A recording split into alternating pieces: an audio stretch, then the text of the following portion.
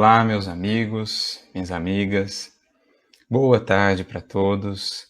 Que a paz do Cristo, nosso divino mestre e amigo, abençoe os nossos corações, que nos sintamos acolhidos pelo seu amor e pela sua bondade. É para mim uma alegria estarmos aqui neste momento, reunidos pelos laços do coração, do pensamento, também da internet, né? O nosso caloroso abraço fraterno a todos que nos acompanham, do Brasil, dos Estados Unidos, de todas as partes.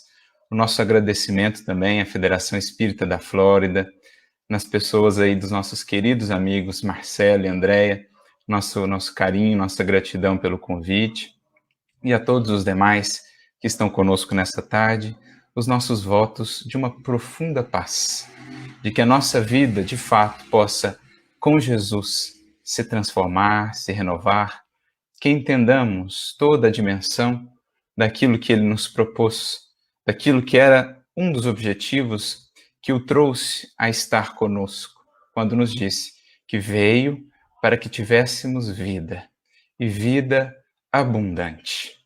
É essa a vida que buscamos na interação aí com a vida que temos por agora, acolhendo cada vez mais a vida de Jesus para que na nossa ela se faça transformação.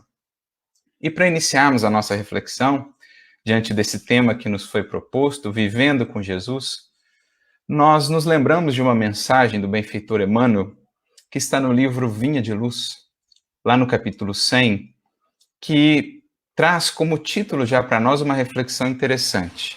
E a nosso modo de ver, muito pertinente com a temática que agora trataremos, né, sobre a qual conversaremos.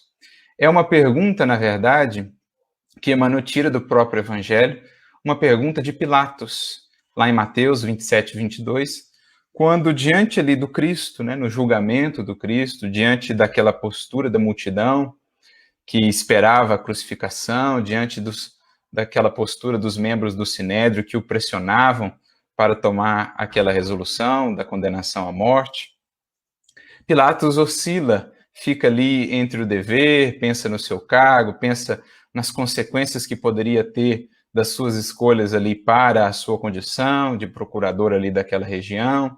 Enfim, ele oscila e então faz uma pergunta, talvez, de si para consigo mesmo. Ele pergunta: que farei de Jesus, do chamado Cristo? Então, Emmanuel, sempre muito sábio, né? Sempre muito arguto ali, sempre muito atento, ele vai resgatando para nós essas perguntas que às vezes passam perdidas no estudo do Evangelho e a gente perde todo um vasto campo de reflexões preciosas. Outra pergunta, por exemplo, que ele vai extrair também de Pilatos e que nos leva a uma reflexão muito valorosa quando, por exemplo, Pilatos pergunta a Jesus o que é a verdade e não é respondido, né? Jesus responde, na verdade, com um silêncio, o que já nos leva aí a uma série de reflexões. Outro texto, outra fala de Pilatos, que Emmanuel vai extrair também, uma bonita mensagem no livro Fonte Viva, lá no capítulo 127, Humanidade Real, quando Pilatos, apresentando Jesus à multidão, diz apenas, né? Eis o homem. Em latim, ecce homo. Quadro este, né, ou cena esta, que foi inspirada, ou que foi utilizada, serviu de inspiração para muitos pintores, para muitos artistas. Aquela cena muito fatídica, né, muito marcante do Cristo, ali vestido, né, pelo escárnio de Herodes, com aquela túnica escarlate, representando o reinado, com a coroa de espinhos, com a cana como cetro. Ele é apresentado, então, por Pilatos, que representava o reinado do mundo, representava Roma, ali submetendo, entre aspas, o reinado celestial.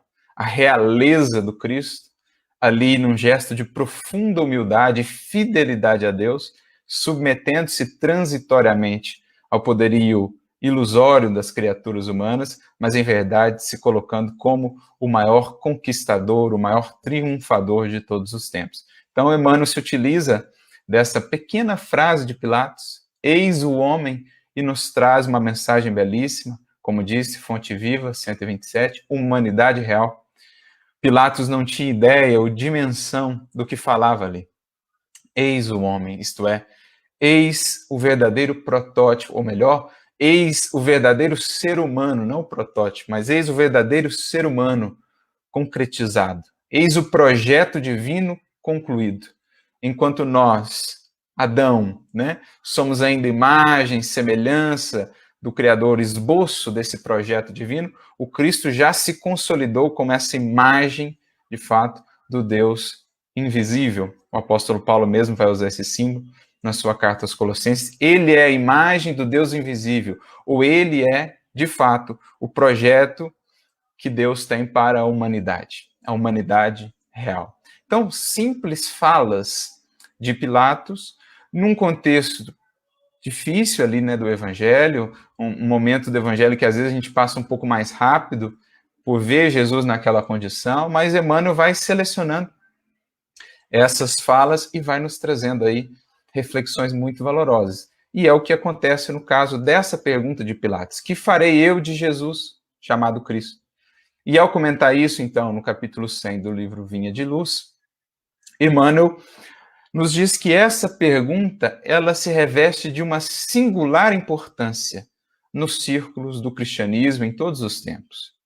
Em outras palavras, a todos nós que de algum modo já buscamos o Cristo, um caminho espiritual, numa busca religiosa, em nossas leituras e etc., nas nossas preces, essa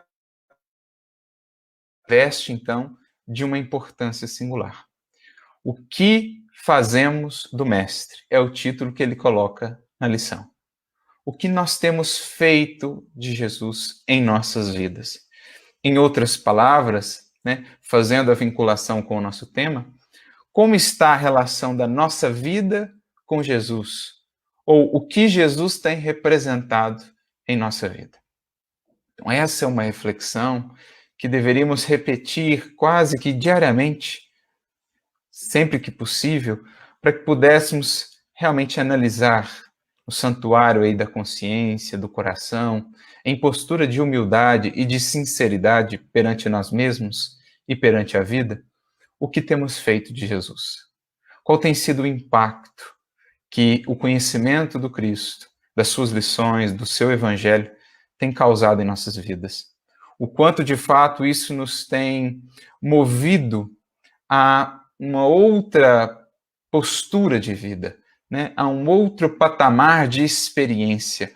O quanto a minha vida tem estado de tal modo conectada a dele, que aquela vida abundante sobre a qual falávamos tem conseguido me alcançar. Então, são reflexões importantíssimas a todos aqueles que minimamente já buscamos Jesus de algum modo, para analisarmos como tem sido essa nossa vida. É de fato uma vida já com Jesus?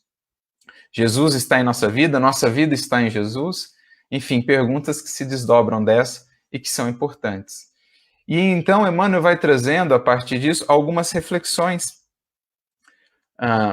de alguns exemplos, né, que ao longo dos séculos temos visto, e exemplos estes no qual nós mesmos temos incorrido, do que se tem feito com Jesus, né? E ele vai dizer assim, por exemplo, os ociosos tentam convertê-lo em oráculo que satisfaça aí as suas expectativas de menor esforço.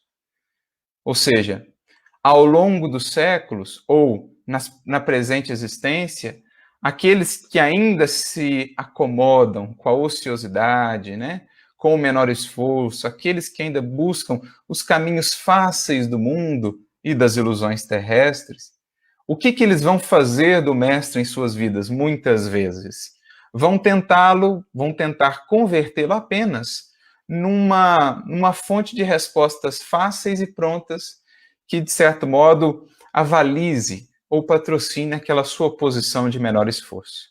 É quando rogamos a Jesus que nos cumule de facilidades, que nos livre dessa ou daquela luta, enfim, buscamos os caminhos absolutamente diferentes daqueles que ele mesmo percorreu quando conosco esteve. Então, mais do que nos projetarmos a uma vida com Jesus, queremos que Jesus, a vida de Jesus, se adapte à nossa vida.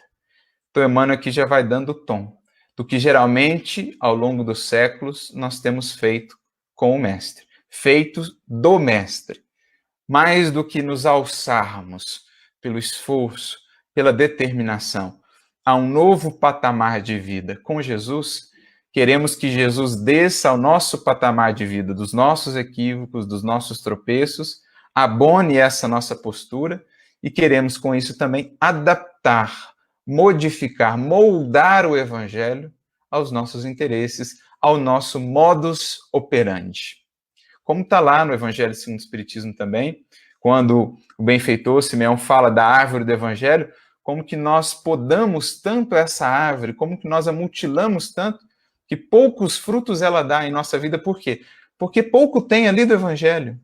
Eu adaptei tanto o Evangelho ao meu modo de ser, e tão pouco o meu modo de ser o Evangelho, que praticamente não há nada ali mais da mensagem de Jesus. Há muito mais de mim mesmo do que propriamente de Jesus. Então é aquela ideia que Emmanuel, Leon Denis também vão trabalhar, esse símbolo que eles gostam. A revelação divina é a gota de orvalho pendurada lá, né, ou ali na pontinha do galho, da folha. Dependendo de onde ela cai, ela pode se converter num diamante belíssimo, refletindo a luz do sol, ou ela pode se converter simplesmente em gota lamacenta. É a lição que também nos traz Neio Lúcio, ali no livro Jesus no Lar, no capítulo 3, quando Jesus, em diálogo com as pessoas ali, né, na casa de Simão Pedro, ele foi perguntado por que tantas dificuldades para vivermos o Evangelho, para acolhermos a sua mensagem, ansiamos tanto isso, mas na hora H, digamos assim, na hora dos testemunhos fraquejamos e tudo mais. E ele então usa um exemplo interessante, aproveitando o caso ali da pessoa que havia lhe feito a pergunta, Sara. Ela e sua família, seu esposo, eles eram criadores de cabras e produziam ali leite, produziam queijo. Então Jesus diz assim para Sara, Sara, o que é a primeira providência que você tem que fazer para não perder ou não estragar aí o queijo e o leite? E ela falou, olha, a primeira coisa que a gente tem que fazer é limpar muito o recipiente. Limpar muito bem ali o recipiente que vai guardar o leite, para que depois esse leite não azede, não comprometa mais adiante a fabricação do queijo. Jesus pega esse exemplo, então diz, assim também a revelação divina. Ela, em potencial, é sempre preciosa, valiosa, como leite ali, ou como uma gota pendurada lá na folha, no galho. Mas dependendo de onde ela cai, ela pode perder quase que completamente o seu potencial transformador, porque ela encontra tanta sujidade ali, tanta contaminação, que o valor essencial se perde. Não é o que Jesus nos diz? Não se põe vinho novo em odres velhos. Ou seja, o vinho novo, ainda em fermentação, se ele encontra o odre velho, que já é em si mesmo frágil e que está ali todo cheio de sujeira, né, de sujidades, aquele vinho entra num processo ainda mais intenso de fermentação, expande, e aquele odre já gasto não consegue reter aquele vinho. Então, o símbolo de Jesus, ou que Jesus se utiliza para nos ilustrar isso. O cuidado que devemos ter com a receptividade em nossa vida para Jesus, para que o resultado dessa relação com o Evangelho, com os conhecimentos do Evangelho, não seja muito mais produto nosso do que efetivamente produto de Jesus. Entendem? E é o que Emmanuel está tentando descrever aqui. O ocioso, ele pega o mestre e tenta convertê-lo em alguém que patrocina essa sua ociosidade. Mas prossegue, Emmanuel. O vaidoso vai tentar converter o mestre em alguém ou em alguma força, alguma alavanca que o leve às galerias de vaidade e de ilusão do mundo. Então vai estar ali muito preocupado com o brilho exterior, com o reconhecimento, com os aplausos, utilizando-se da mensagem do mestre para para galgar, né, subir os degraus do mundo, e não em espírito. Então a gente vai tentar adaptar Jesus a esses nossos anseios de interesse pessoal. Lembrando a orientação que o próprio Kardec recebe e que naturalmente se estende a todos nós espíritas, logo em Prolegômenos do Livro dos Espíritos, quando os espíritos, dizem a Kardec, lembra-te que os bons espíritos apenas prestam auxílio àqueles que servem a Deus com desinteresse e com humildade, e que se afastam daqueles que querem fazer, né, das sendas para o céu um caminho para galgar os degraus do mundo. Então, muitas vezes é assim que fazemos, utilizamos-nos do Cristo para galgar essas posições de poder, de vaidade no mundo. Mas ele segue com os exemplos, dizendo: os insensatos vão tentar fazer com que Jesus aprove as suas loucuras, as suas insensatezes. Quantas vezes, se parássemos para analisar mais propriamente o que pedimos na prece, o que rogamos a Jesus, não veríamos ali uma tremenda insensatez. E Jesus ouve essas rogativas com infinita paciência e misericórdia, como quem ouve ali, né, os dramas, as lamentações da criancinha que, perdendo o brinquedo, não consegue enxergar tudo mais que a espera, né? Estava ali tão presa àquelas mesquinharias da vida que, quando perde aquilo, se lamenta como se fosse o fim do mundo. Quantas vezes nós não rogamos ao Cristo, por exemplo, o restabelecimento da nossa saúde, não para emendarmos os nossos caminhos, mas sim para voltarmos a desgastá-la, para voltarmos a comprometê-la sem a mínima disposição de modificar o que nos levou àquele estado de desajuste da nossa saúde. Então, quantas vezes não rogamos ou não lamentamos com Jesus a impossibilidade de continuarmos em velhos caminhos de erros e ilusões? Quando ele, né, a partir das circunstâncias, a vida mesmo, vai nos despertando pela visita da verdade, clamamos a Jesus rogando para que ele nos mantenha ou nos permita prosseguir naqueles caminhos de ilusão. Então, os insensatos muitas vezes vão tentar trazer Jesus para esse plano, né? Muitos outros vão proceder, e é interessante que agora Emmanuel começa a usar exemplos do próprio Evangelho, muitos outros vão proceder como aquelas fileiras, né, da multidão que seguiam a Jesus ali, nos arredores de Cafarnaum, buscando apenas a multiplicação dos pães para o estômago. Ou seja, buscamos o Cristo único e exclusivamente para atender o que é transitório, né? Único e exclusivamente voltados para atender, para o atendimento das sensações exteriores, sem o mínimo de busca espiritual. Outros tantos vão buscar a Jesus, ou vão fazer de Jesus em suas vidas apenas um meio de análise, digamos assim, né? de apenas um caminho intelectual, como os fariseus, por exemplo, que buscavam Jesus apenas procurando sinais, procurando evidências, como se Jesus fosse esse que estivesse incumbido ali de ficar nos satisfazendo a exigência dos sentidos, quando ele repleta a nossa vida de sinais para os quais estamos cegos. É a mesma pergunta que Kardec faz lá aos Espíritos, se eu não me engano, na questão 802, de O Livro dos Espíritos, quando ele pergunta, mas se o Espiritismo está marcado aí, tem essa tarefa, né, de renovar o mundo, por que os Espíritos não saem fazendo sinais, fenômenos? Muitos indivíduos se aproximam do Espiritismo ou do Evangelho com essa ideia, né? Basta lembrar lá na época de Kardec, no início do Espiritismo, quanto não se aproximaram do Espiritismo com essa ideia. Mesmo ao tempo do Cristo, ali na crucificação, se tu és o Cristo, liberta-te daí, mostra, né? Cadê os seus poderes especiais? Completamente cegos para todos os sinais que Jesus havia deixado na sua vida, o sinal que ele dava ali mesmo, no supremo sacrifício, né? Na suprema renúncia, no perdão incondicional na cruz, não conseguiam ver aqueles sinais. E, no entanto, pediam sinais à inteligência destituída do sentimento e, portanto, sem a verdadeira luz da razão. Porque quando a inteligência foge às bases seguras do sentimento, falta-lhe luz para raciocinar com proveito. Então, muitos vão fazer isso, vão ficar com essa postura, como que testando Jesus para acreditar de fato que Jesus está atuando em nossa vida. Se fizer isso, eu faço isso. Se eu receber isso, eu faço aquilo outro. Estamos a exigir sinais, que é, né, como dizia lá, a questão 802, e os espíritos falam assim para Kardec na resposta: Deus semeia a mancheias esses sinais em vossos passos, em vossos caminhos, mas vocês não veem.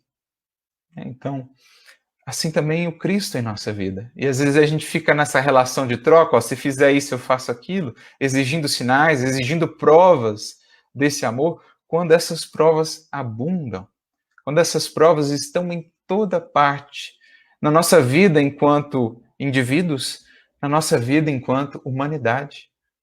Ele mesmo já veio. Precisaríamos de prova maior do que essa, né? Do seu apoio, do seu amparo, da sua bondade.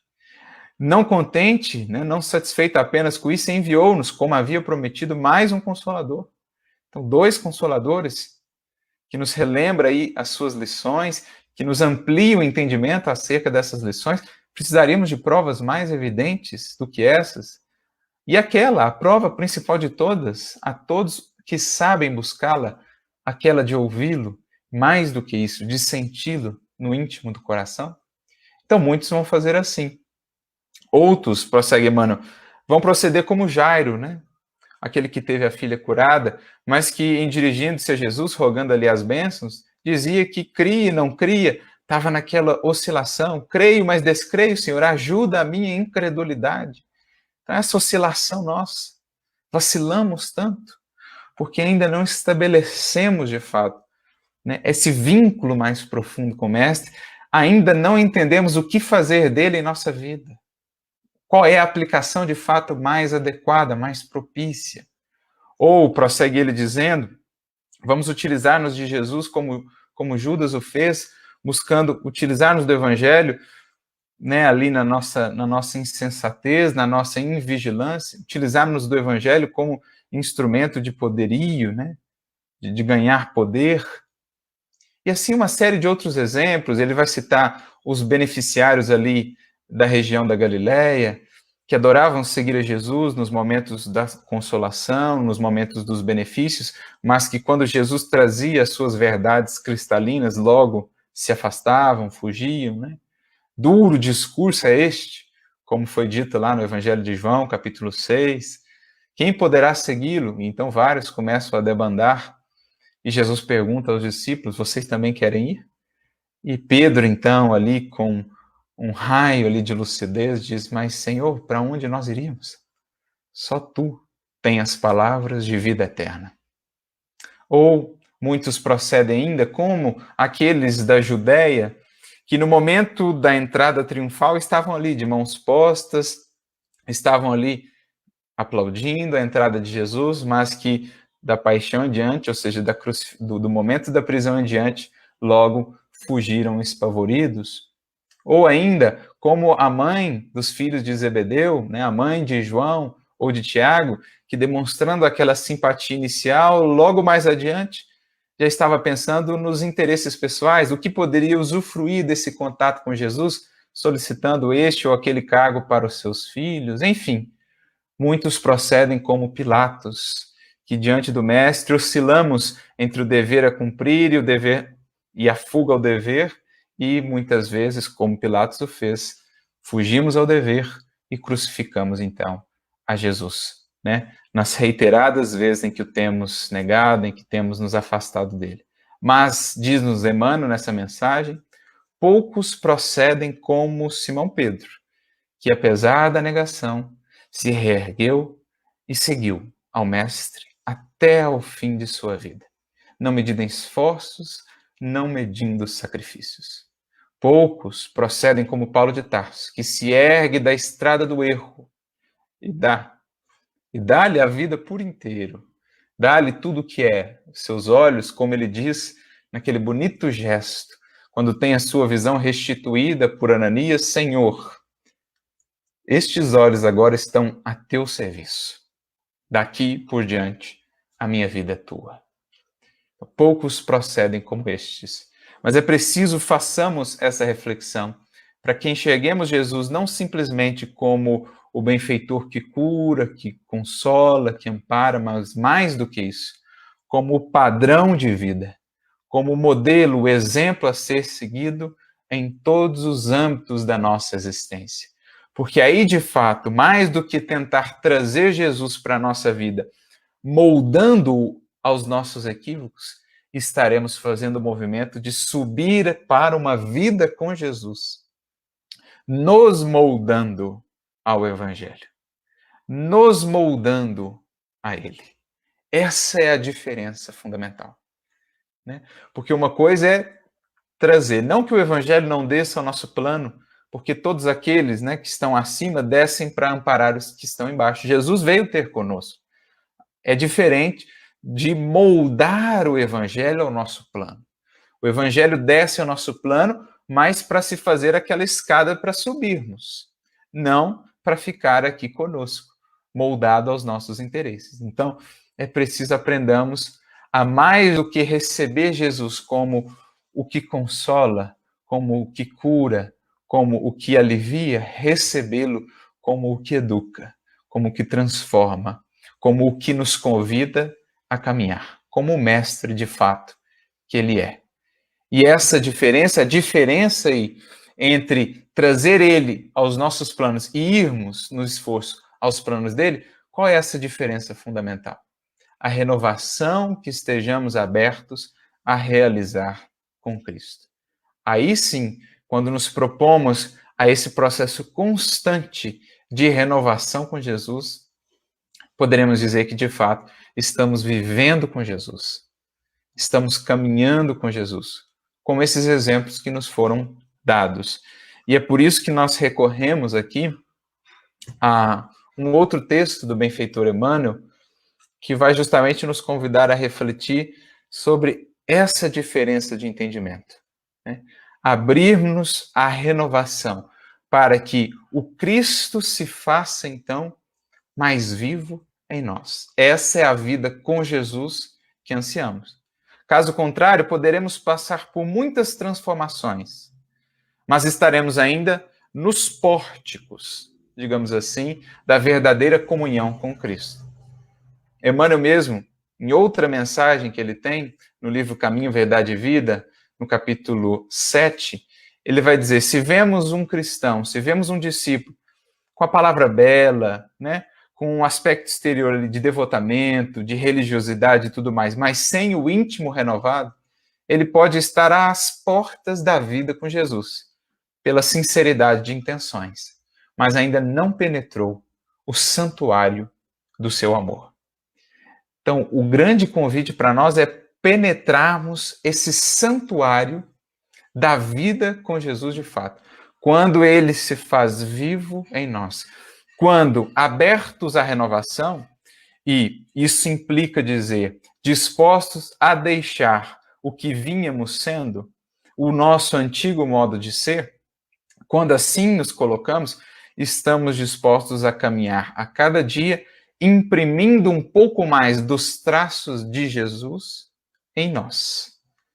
Paulo, na sua carta aos Gálatas, vai nos dizer, revestirmos-nos de Cristo. Ele vai dizer que o discípulo fiel é aquele que passou pelo batismo com Jesus e que tem, então, se revestido de Cristo. O que ele quer dizer com isso? Com essas palavras assim, né, estranhas, diferentes, esses conceitos.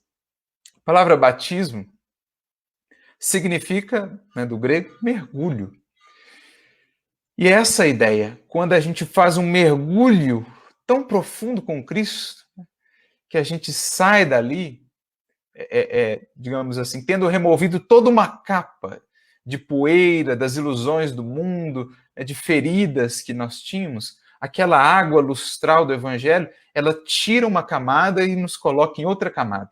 Mais um mergulho, ela tira outra camada e nos coloca em outra camada. E assim, sucessivamente, até que nos despojemos de todas as camadas de ilusão. Até que nos desvistamos aí de todas as capas, como fez o cego de Jericó. Ou até que as escamas todas tenham caído dos nossos olhos, como aconteceu com Paulo. É esse batismo, esse mergulho, e esse processo, então, de irmos nos revestindo do Cristo. É como se, em cada mergulho desse, fosse imprimido em nós, né, com as tintas do Evangelho, uma nova feição, cada vez mais próxima da versão final, como um pintor, né? Ele dá uma primeira demão, dá uma segunda, dá uma terceira, até que a obra-prima esteja pronta. É assim o nosso processo com Cristo. Mas para isso eu preciso me desapegar, estar disposto a abandonar o que vinha sendo, para me abrir ao novo. Por isso, o elemento chave de uma vida com Jesus se chama renovação, que é a mensagem que nós trouxemos do capítulo 37 do livro Segue-me, intitulada Renovemos, em que Emmanuel vai recorrer a mais um versículo de Paulo, dessa vez na segunda carta aos Coríntios, capítulo 5, versículo 17, né, uma fala muito bela de Paulo,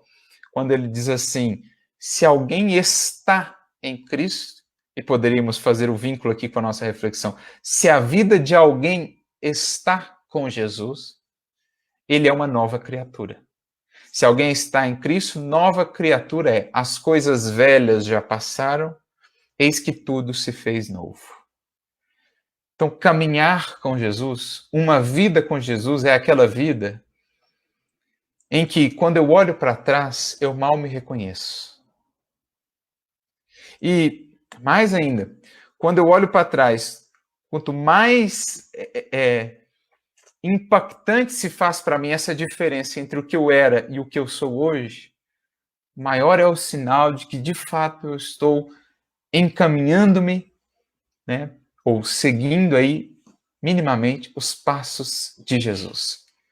Quanto menor foi esse período também de modificação de vida, quanto mais perto para trás eu olhar e mais isso me espantar, a mudança de propósitos, de valores, de objetivos de vida, mais isso significa realmente renovação substancial. Mais do que as renovações exteriores, transformações exteriores pelas quais passamos constantemente na matéria. Mudamos de rótulos, mudamos de títulos, de uma encarnação para outra, a gente muda de língua, muda de etnia, muda de cultura, muda de nacionalidade. Isso tudo não necessariamente indica transformação do espírito. Agora, como dizia Jesus a Nicodemos, nascer da carne e do espírito, esse é o que está entrando no reino de Deus. Lembra lá a diferença das duas frases de Jesus para Nicodemos. Quem não nascer de novo não pode ver o reino de Deus. Então, a reencarnação ela é divina. Aos poucos, a partir dela, a gente vai vendo melhor os horizontes que nos esperam. Agora, há uma diferença maior. Né? Para a segunda frase, há uma diferença aí capital.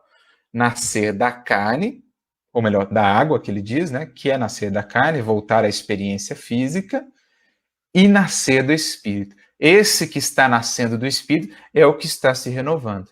É o que está sendo nova criatura numa mesma encarnação.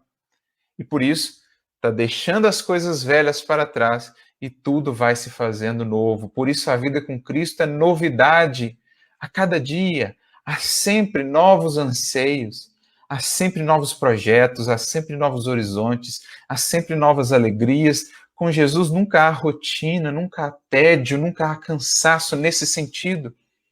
Porque a vida é sempre uma alegria renovada com a luz de cada dia, diz Eurípides. É uma bonita mensagem que ele traz no livro O Espírito da Verdade, em plena Era Nova. Com a luz de cada dia nasce uma nova vida, com Jesus mais propriamente. A vida se faz nova, repleta de possibilidades a cada novo dia. Eu vou enxergando as mesmas coisas e as mesmas circunstâncias que antes eu tinha com um novo olhar, por isso elas se fazem novas. Aquele parente mais desafiador já não é mais o mesmo parente para mim. Ele pode continuar sendo o mesmo, com as mesmas posturas, mas ele já não é a mesma coisa para mim. Porque ele não é mais agora um obstáculo, não é mais simplesmente um incômodo, mais do que isso. Ele é agora para mim professor. Ele é agora para mim oportunidade. A enfermidade pode continuar a mesma ou até se agravar, mas ela já não é mais a mesma coisa para mim, se eu estou com Jesus. Porque para mim agora ela é uma escola de paciência, uma escola de humildade, uma escola de confiança. Enfim, o revés financeiro, as dificuldades financeiras pelas quais estejamos passando, já não é mais a mesma coisa para mim. Porque é uma oportunidade agora de aprender a valorizar mais o que é essencial e abrir mão do que é supérfluo. enfim, tudo vai se renovando. A partida do meu ente querido, o retorno dele ao mundo espiritual, já não é mais para mim a fonte de desespero, de abatimento. Pelo contrário, é um estímulo maior ainda para aproveitar o tempo que nos resta na encarnação, para fazer do reencontro um momento ainda mais feliz. Percebe? Como quem está em Cristo é uma nova criatura. As circunstâncias olhadas de fora às vezes não se modificam, mas a relação da criatura com essas circunstâncias se modificam por inteiro e a cada dia e sempre para o melhor, naquele que efetivamente se dispõe a seguir com Jesus. Então essa é a ideia que Paulo está trabalhando aqui e é o elemento chave para que Jesus não esteja presente em nossa vida apenas, mas para que a nossa vida esteja presente na vida de Jesus. Para que a nossa seja uma vida com Jesus. E não simplesmente uma vida admirando Jesus, uma vida buscando Jesus, mas uma vida com Jesus. Não simplesmente a busca exterior na casa religiosa que eu frequento, nas leituras que eu faço, mas a criação de um vínculo e de um novo modo de ver, na medida em que eu vou imprimindo em mim, né, esse olhar do Cristo, esse escutar do Cristo, esse sentir do Cristo, eu vou me relacionando com a vida, com os outros e com as circunstâncias de maneira diferente. Então, Emmanuel ele tem uma outra mensagem muito bonita nesse sentido, que está no livro Rumo Certo, capítulo 54, e ela se chama Mais com Jesus. E ele diz assim, né, que quando falamos de transformação com o mestre, é imprescindível que não esqueçamos o espírito de sequência, ou seja, não estamos falando de mudanças abruptas, né, da noite para o dia, já estamos aí transformados e revestidos do Cristo. Quando pensamos até mesmo em Paulo, ele teve uma mudança abrupta de valores, e isso nós podemos ter. Quando entramos de fato numa vida com Cristo, nossos valores se mudam, se alteram por completo, nossas metas, nossos horizontes.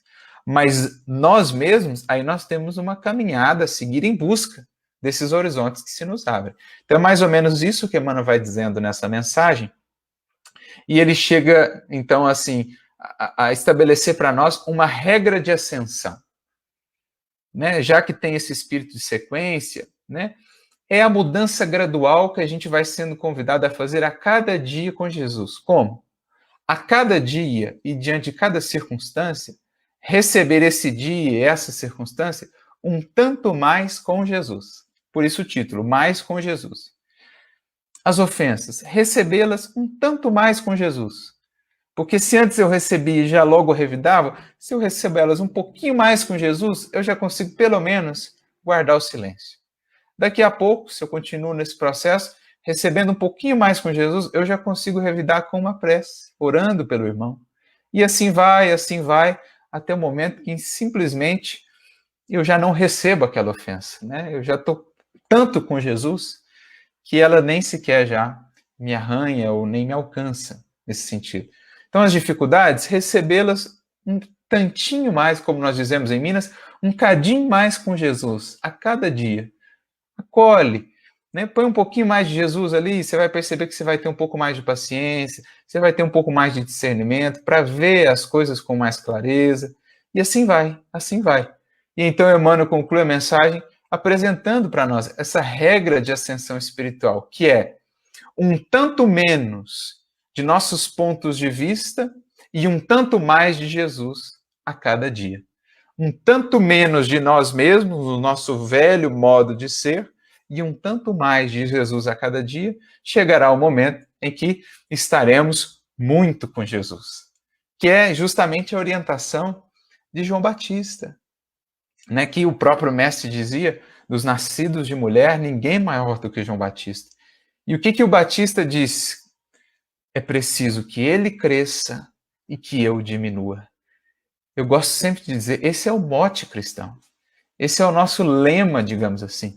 Um tanto mais de Jesus a cada dia, um tanto mais de Jesus diante dos problemas, diante da incompreensão, diante das dores, diante do trabalho, um tanto mais de Jesus e um tanto menos de nós, desse nosso velho eu, desses nossos velhos hábitos, De tantinho em tantinho, de grãozinho em grãozinho, como diz o ditado popular, a galinha enche o papo. Ou seja, de tantinho em tantinho, aos poucos, vamos marcando em nós a presença do Cristo, as marcas do Cristo, das quais o apóstolo Paulo nos falava.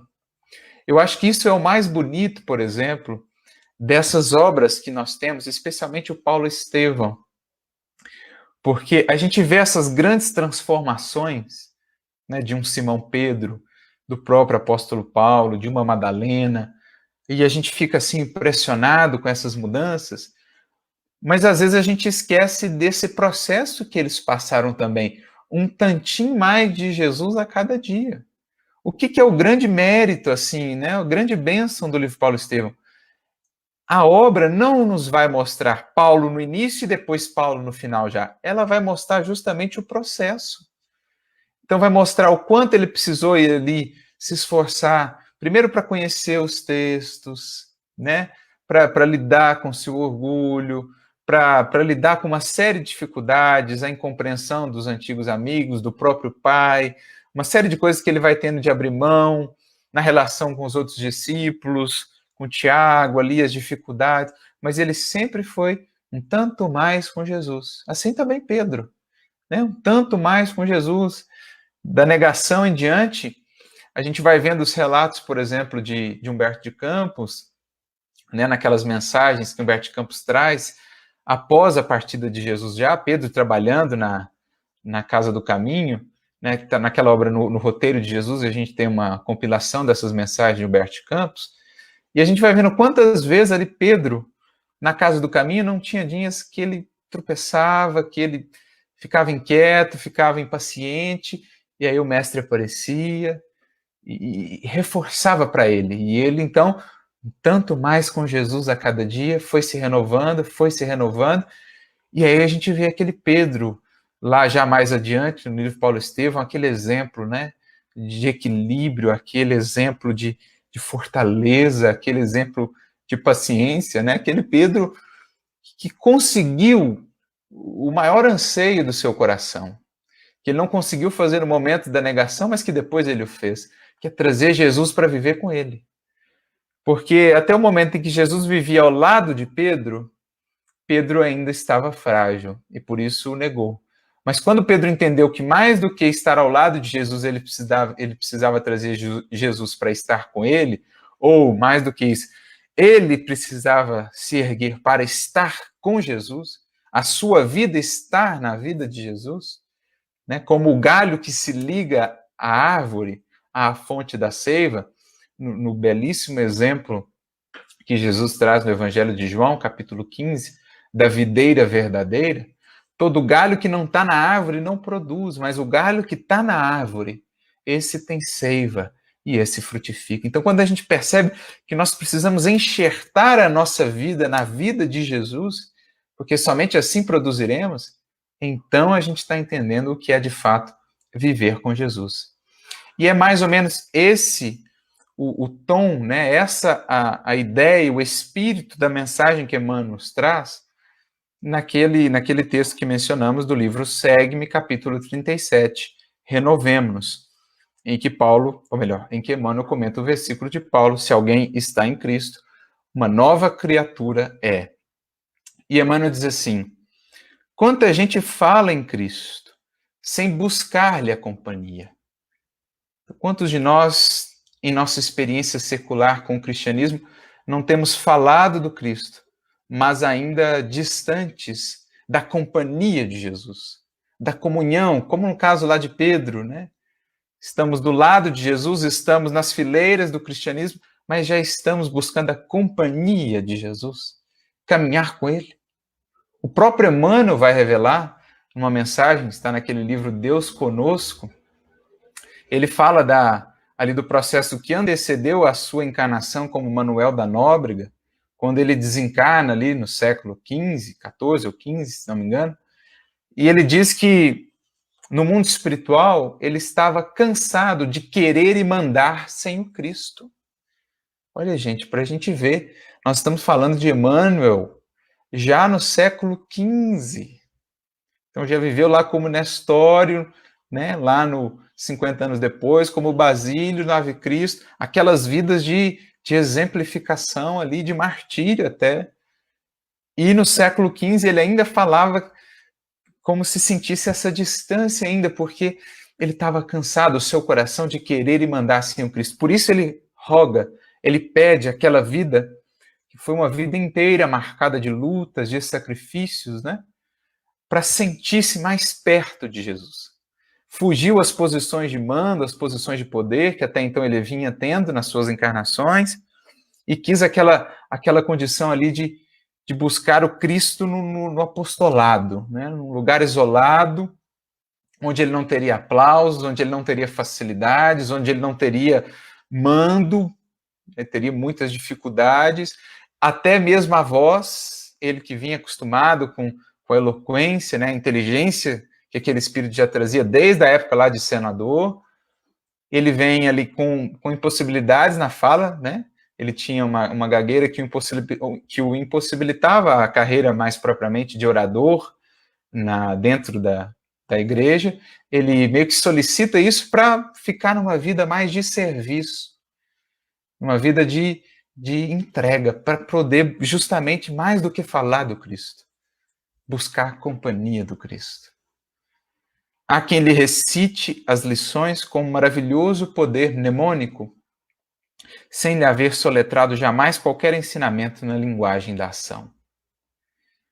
Então, Cristo muito presente na memória, na habilidade da eloquência, mas ainda não soletrado no diálogo da convivência. Então, é preciso que a gente crie de fato essa ponte, né? Temos em termos de conhecimento com aquilo que expressamos em termos de vivência. Porque isso é de fato nos renovarmos com Jesus e vivermos com Jesus, quando por meio da nossa vida, Jesus se faz presente. Jesus pode atuar. Isso é o levar o Cristo adiante. Esse é o ide e pregai, mais propriamente que Jesus nos deixou. É traduzi-lo nesse diálogo, na postura de compreensão, na fala terna, na fala amorosa, enérgica quando preciso, mas nunca agressiva, nunca rancorosa. É esse diálogo que se faz muitas vezes sem as palavras, pelo simples gesto, pela simples postura, pelo simples olhar. É preciso aprendamos a traduzir, a levar Jesus em nossas vidas, naquilo que expressamos. Há quem se reporte ao Evangelho anos a fio, sem procurar-lhe a inspiração em momento algum. Então, é como se nós, por muito tempo, às vezes numa encarnação ou em várias delas, estivéssemos ali rodeando, né, o santuário efetivo do Evangelho. Falando, reportando-nos ao Evangelho, mas ainda não criando esse vínculo da vida do Evangelho, da vida que o Evangelho propõe com a nossa.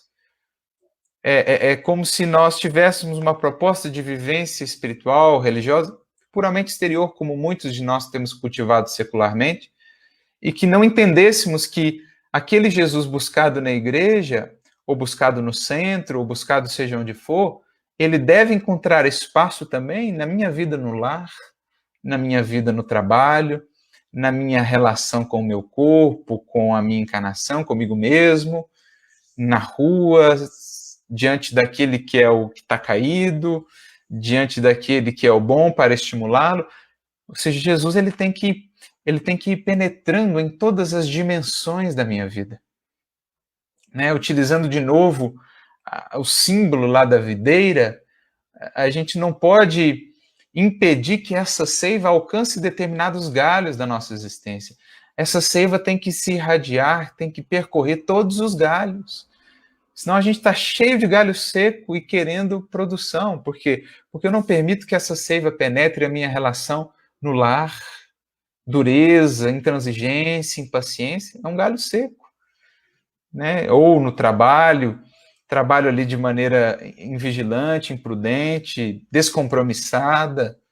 Enfim, é preciso vincular todos os galhos da nossa existência à fonte da seiva, que é o Cristo, para que então a árvore da nossa vida como um todo se faça fruto para quem tem fome, se faça beleza para quem está triste, né?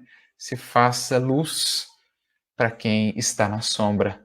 Mais do que simplesmente figueiras estéreis ou figueiras com folhas, precisamos de fato de figueiras ou de videiras com frutos, com substância. Muitos dizem, quero Jesus, mas não o aceitam. Então, aquela distância, né? O querer, o ansiar, mas que não se concretiza.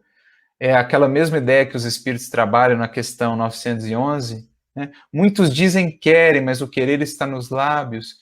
Querem, mas muito felizes estão que não seja como querem. Aquele que não crer ser capaz de vencer uma paixão, isto é, de renovar-se, é porque ainda se compraz na condição em que está. E muitas vezes é assim a nossa postura de Jesus, diante de Jesus. Queremos a renovação que ele propõe, mas não queremos ir até ele e deixar o que temos sido. É muito doce ouvir o vinde a mim, vai nos dizer Emmanuel, mas em verdade, já consegues ir? Ou já queres ir? Essa é a ideia, né? Mais do que ver o Cristo como aquele espírito luminoso distante de nós, eu já quero tê-lo como amigo, porque para tê-lo como amigo é preciso abraçar de fato a proposta de mudança integral de nossa vida no estágio em que estamos, como ele nos disse. Como ele nos disse mesmo lá em João 15, vós sereis meus amigos se fizerdes o que vos orientei.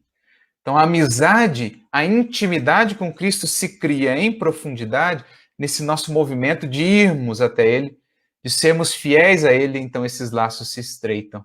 E por isso ele diz, já não vos chamarei então apenas de servos, mas sim de amigos, porque o servo não sabe o que faz o seu senhor, mas o amigo sabe, né? Tudo quanto tenho ouvido do meu Pai vos tenho revelado. Essa relação de intimidade é o que Tiago vai dizer, né, de maneira bonita na sua carta, no capítulo 4. Achegai-vos a ele, e ele se achegará a vós. Lá ele fala em relação a Deus, mas podemos perfeitamente aplicar com relação ao Cristo. Acheguemo-nos a Jesus. Façamos esse esforço de sermos seus amigos, atendendo às suas orientações, e ele, naturalmente, se fará ainda mais presente em nossa vida. Porque ele espera apenas esse movimento para nos preencher, né? Para de fato viver conosco e em nós. O problema do cristão, prossegue ele, todavia, não é apenas de suspirar pelo Senhor, é permanecer com ele, assimilando-lhe a palavra e seguindo-lhe o exemplo. Ou seja, o amigo permanece sempre. Né? É o amigo que cria esse laço indestrutível. Não apenas crença, mas comunhão. Ou seja, comunhão é partilha, é proximidade, é intimidade. Crença traz a ideia assim daquilo que ainda está distante de mim. Eu creio, eu acredito. É diferente do eu sei, eu sinto. É a diferença entre o que crê e o que comunga já. É a diferença daquele que é ainda o servo e daquele que já se tem feito amigo, porque tem se achegado a Jesus e Jesus a ele.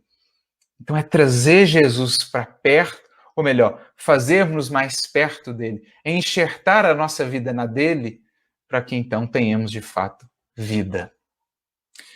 Se pretendes quebrar as algemas que te agrilhoam à sombra, não bastará te rotules com esse ou aquele título no campo das afirmações exteriores.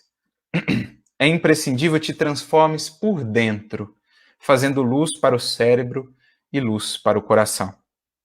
Para isso, conclui ele, se procuras com a boa nova o caminho da própria felicidade, lembra-te de que é preciso estar nossa alma em Jesus para renovar-se com segurança. Olha aí, não apenas Jesus em nossa vida, na forma dos conhecimentos que já temos, do evangelho que já lemos, da busca espiritual ou religiosa que já temos, mas a nossa alma em Jesus, para que então possamos nos renovar com segurança.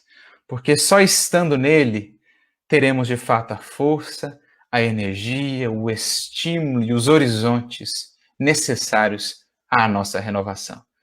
É a ideia de nos enxertarmos galhos secos que muitas vezes temos sido, nessa videira de vida, a videira verdadeira, para que então possamos frutificar. Né? Como ele mesmo diz lá no capítulo 15 de João, somente o galho que está na videira pode produzir frutos. Se as minhas palavras estiverem em vós, melhor, se vós estiverdes em mim e as minhas palavras estiverem em vós, então dareis muitos frutos. Aprendamos a ver com o entendimento do Senhor. Lembra lá do revestirmos-nos dele? Então, ver um pouquinho mais com Jesus a cada dia. A ouvir com a sublime compreensão que lhe assinalou a passagem no mundo. Ouvir um pouquinho mais com Jesus a cada dia. A trilhar a senda humana com o sentimento que lhe marcou as atitudes, sentir um pouquinho mais com Jesus a cada dia. E a usar as mãos no sumo bem, como as utilizou o Divino Mestre. Então, agir um pouquinho mais com Jesus a cada dia. E certamente, ainda hoje, seremos nova criatura, que dirá amanhã, depois de amanhã, no ano que vem, daqui a 10 anos, no momento de voltar à vida maior. Quantas versões teremos passado de nós mesmos?